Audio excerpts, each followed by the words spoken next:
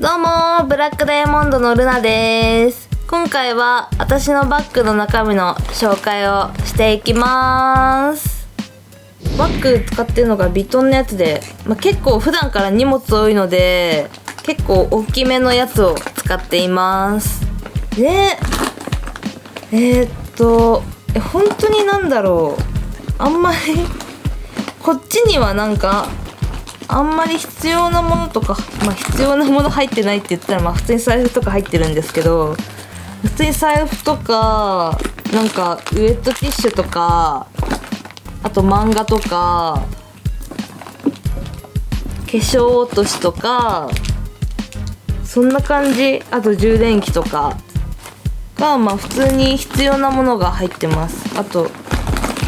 メガネとか、目悪いんで銀玉が好きなんですけど、結構見返してて、で今19巻まで読んでて、で暇な時電車とかで読んでます。漫画ワンピースとかも好きなんですけど、字を読むのがすごい遅くて、一巻一巻にすごい時間かかっちゃうんで、好きだけど時間かかりすぎて、もはや一番最後まで読み終わる時、一番最初のとかを普通に忘れちゃうぐらい遅いから、それはすごい困ってるけど、でも普通にそういう内容とかは好きなんでよく漫画読んでます。金運で長財布の方がいいみたいな聞いたんで、しかも茶色が土のカラーだからいいみたいな聞いたんで、これを使ってます。携帯カバーは普通にマリリン・モンローのやつです。これはもうずっと使ってます。めっちゃボロい。そうでガングロカフェの時とか、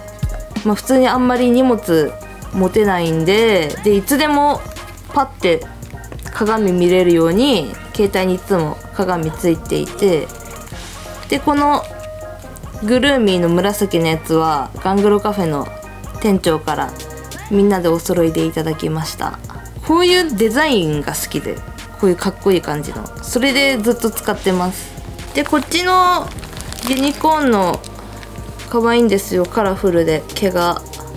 でこういうのが好きで、いつもこういうのはガングロカフェの時に普通にもう店内とかでもいつでも背負っていて持ち歩けるてか持ち歩いてるやつなんですけど、なんでこれはもう本当にいつでも必要なものとか入っていて、普通にお客さんギャルメイクとかしたりする時とかに留めるやつとか、あと自分でも使うんですけど髪とか留めたり、あとこのブラシとか入っていたり、あとハンドクリームとか、あとカラコンケース、あと普通にパスケースとか、あと香水とかも入っていて、これランコムのミラクルです。でこれが結構ザ香水っていう感じの匂いが苦手なんですけど、これが結構さっぱりしていてすごいいい匂いなんですけど、結構長時間続くのでこれを愛用しています。最近はもうずっとこれですね。昔はダイヤの香水とかもっとギャルっぽい感じの匂いが好きだったんですけど、結構きついなっていう思い始めてきたんで、こういうさっぱり系の匂いを最近はずっともうつけています。あとは今日はちょっと寒かったんで朝普通に味噌汁持ってきましたいつもガングロカフェでまかないが出るんですけど、スープとかが飲みたいなと思って、寒かったんで今日で、だからでもスープがないからお店に、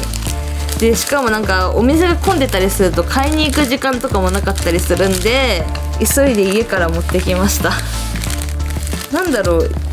健康に良さそうじゃないですか、やっぱ味噌汁の方が。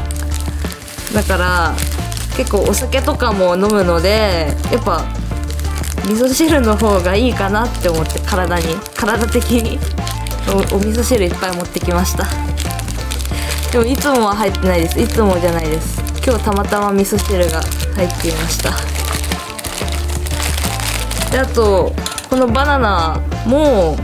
今は何も入ってないんですけど、ガングロカフェの時とかにここに小銭入れといて、でお客さんのお会計してっていうので、もしそこにお金なかったらここから出すようで小銭をいつもお店では入れています。私のバッグの中身はこんな感じでした。そして私、先月にとうとうツイッターを始めたので、プライベートのこととかガングロカフェの告知とかいろいろツイートしていくので、よかったら皆さんフォローしてください。あと私は普段渋谷にあるガングロカフェというお店で働いているので、よかったら会いに来てください。であと昼間にも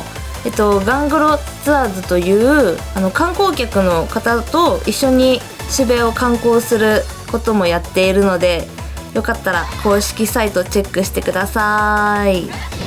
そしてあとブラックダイヤモンドの公式 YouTube チャンネルも最近ちょこちょこアップしているので、よかったら皆さんチャンネル登録お願いします。私たちの日常のことや面白い企画などにいろいろ挑戦しています。そしてブラックダイヤモンドの新しいプロジェクトが始まります。ギャル文化を復活させるために2000年からタイムスリップしたギャルサーメンバーというコンセプトのグループで、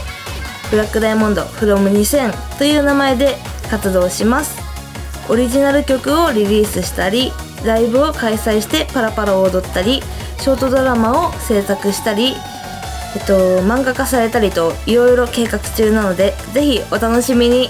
他にもたくさん動画上がっているので、よかったらチャンネル登録お願いします。